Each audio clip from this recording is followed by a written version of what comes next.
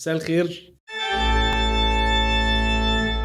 انتشر اخر فتره كميه شغلانات كتير ملهاش اي معنى، وانا عن نفسي بعتبرها مش مفيده، عشان حاسس ان الاي اي اول ما يخلص مرحله جدول الضرب اللي هو بيتعلمها دلوقتي دي هيمحي كل الشغلانات عامه. ومن ضمن الشغلانات اللي هتتمحي في المستقبل التمثيل. هي مش هتتمحي بصراحه يعني، بس اتمنى ان هي تتمحي. اصل مش منطقي ان ده تمثيل يعني. انا خايفه على ولع قوي.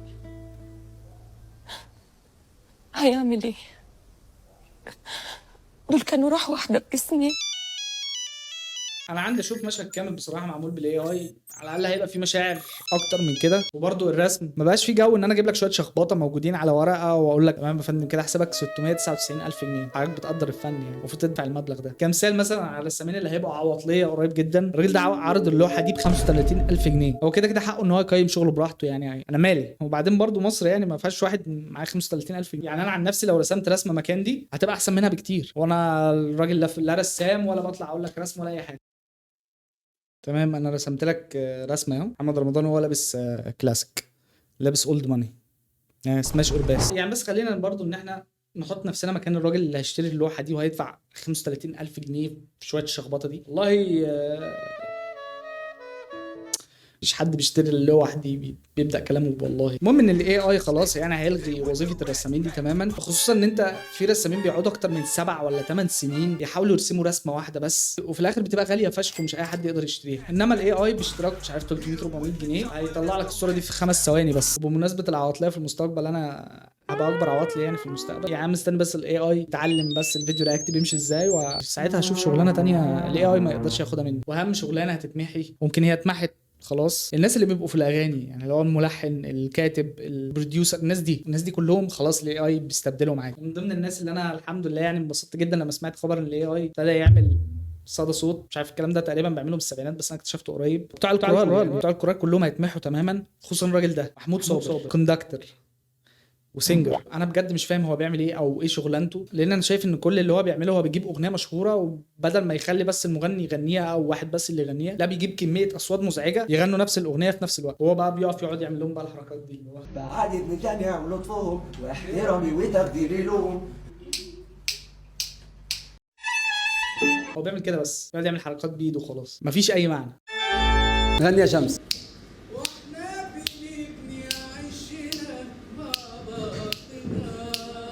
من حبنا.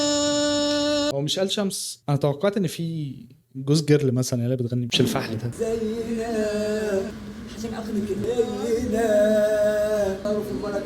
هي دي بقى الحاجات اللي انت بتعملها وانت عواطلي فاهم. بتخترع شغلانه تبتدي بقى تدرسها قوي، اللي هو انت بتبين للناس ان انت بتعمل حاجه مهمه جدا، مش اي حد يقدر يعمل اللي هو بيعمله ده. نعم. بتاعت من اول عمل فيها ايه؟ انت هو اللي قلبي شاور لي. بص، وهي بيتكلموا كده هو في حضرة المزيكا، انت فاهم. النهارده هنعمل فيديو رياكت، مش رياكت، ده مش فيديو رياكت.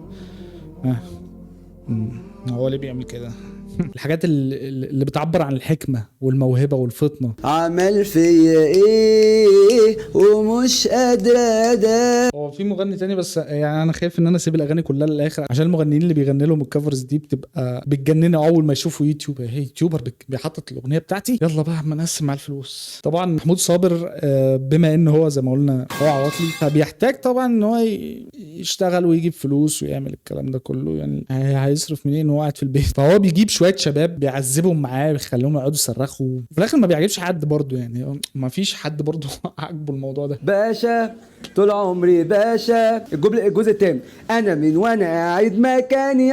مش عارف ايه الاغنيه دي بصراحه، بس فكره ان هو برضه عمال يعمل حاجات بايده تبين ان هو الراجل ده فاهم هو بيعمل ايه كويس. ما حدش يتدخل في الميوزك اندستري بتاعته. قول يا ادم. ما كانتش كده. باشا كمل. طول عمري باشا على اي باشا. انا بلعب. طب يا جدعان، هو اللي بجد اللي بيغني الاغنيه دي هو متخيل ان هو في يوم من الايام، يعني متخيل بسيط ان هو هيخرج من تحت ايد محمود صابر يطلع ياخد الجرامي ويرجع تاني؟ بس ده السبب الوحيد اللي يخليك تقعد قدام الراجل ده وهو بيعمل بايده كده. عدد من جامع ولطفهم واحترامي وتقديري لهم. بعد من جميع لطفهم واحترامي وتقديري لهم. طب يا جدعان، احنا ممكن نعمل برضو اغنيه يعني، مش كل برضو، ما احنا لازم برضو نثبت لنفسنا ان احنا نقدر لما الاي اي يجي يستبدلنا يعني هنلاقي حل يعني. تمام يعني ايش تقدر استبدل محمود صابر يعني ما حدش يجي يقول لي في الكومنتات ان انا ما بتكلم عن واحد فاهم هو بيعمل ايه.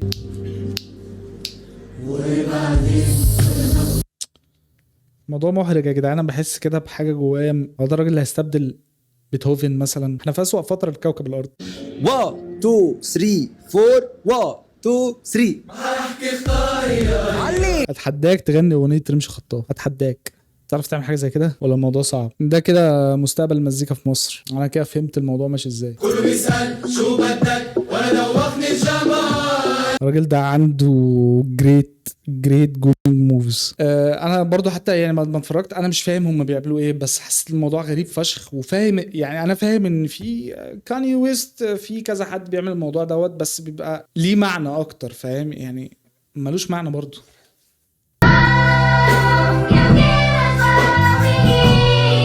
تاني عواطلي معانا مصطفى حدوته. انا متفاهم ان انت لما في حاجه بتنجح لك بتوصل لليفل معين كده من النرجسيه او نشوه الشهره، ساعتها يا تتجنن يا الموضوع عادي وكمل في الخرا اللي انت بتعمله. مصطفى حدوته بقى خلاص خد الاتجاه التاني، هو لمجرد ان هو بيكتب اغاني عمرو دياب الجديده كلها فهو ابتدى يبطن على الناس. مثلا كل ما يطلع في لقاء صحفي يشتم عزيز مرقه عشان الاثنين في نفس المكان يعني وكده، او ان هو يطلع يقول انا اجمد واحد فاهم الدنيا صح ومش عارف ايه وبتاع، وانا اللي فاهم المزيكا بتتعمل ازاي، وانا الاغاني بتاعتي في التوب شارتس والكلام ده. مع ان انك تكتب لعمرو دياب الموضوع مش صعب خالص، مش قمه النجاح يعني.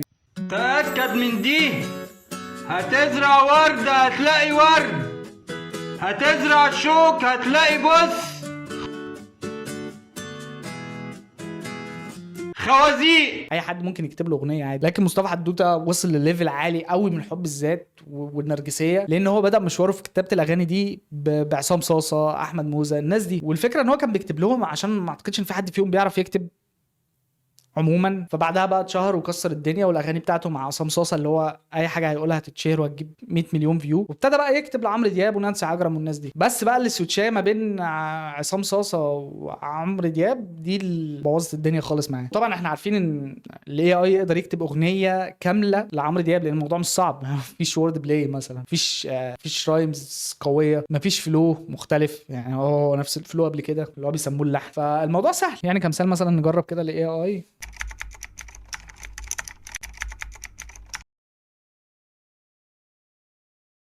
01 00 11 جالك بعدين بقى. اغنيه مش من كلماتك بس عجبتك في السيزون ده. مش عارف ليه حاسس ان في يعني في ليفل معين كده من الفلوس لما بتوصل له بيبتدي ملامح، مش ملامح، لبسك وشكلك وتصرفاتك وطريقه كلامك بتتغير تماما، اللي هو بتبعد كل البعد عن مصطفى حدوته. تقول لي هي اغنيه ايه؟ اغنيه مش من كلماتي، هو انا مش بيعجبني غير كلماتي بصراحه. يعني ما جاش في دماغك تقول مثلا كندريك لامار، ابي يوسف، جي كول؟ ما جاش اي حد في دماغك تقول الكلمات بتاعته جامده انت بس؟ لا مش نرجسيه، انا ما بيعجبنيش غيري. مش نرجسيه، امال ايه طيب؟ يعني اعمل ايه؟ لما اسمك يتكتب جنب عمرو دياب. طب انا عمرو دياب يعني، بس اقول لكم يعني انا بحب خدني في العين. المشكله ان كل الناس مقتنعه بان مصطفى حدوته موهوم يعني. حتى بصوا بيقولوا هي دي الاغنيه اللي بنقلبها في الالبوم، واول ما بسمع الاغنيه بعمل سكيبنج. يعني ما فيش حد مقتنع بالاغنيه اللي هو كتبها يعني. كان مش من الترس عمرو دياب ومش فان ليه. حاسس برضو ان هو لو مصطفى حدوته كاتب اغنيه مش هسمع مع عمرو دياب تاني يعني راي عزيز يحتفظ بيه لنفسه، يعني على راي عزيز شافعي يحتفظ بيه لنفسه، ما يتكلمش عني وما يتكلمش عني باسلوب غير لائق. ده يا جدعان دي مرحله الواحد بيوصل لها لما يبقى عواطلي ومقتنع ان هو بيعمل حاجه. يعني ان هو انا يعني واحد زي مثلا انا راجل عواطلي قشطه، بعمل فيديو كل اسبوعين 3 بنزل، ماشي مقتنع بده فاهم. لكن ان انا اطلع بقى على النت اقعد اقول ان انا غيرت السوشيال ميديا في مصر والكلام، الموضوع بيبقى مش حقيقي يعني. لازم تبقى عواطلي بجد فاهم، ان انت تقعد 24 ساعه مشغل ريلز انستجرام.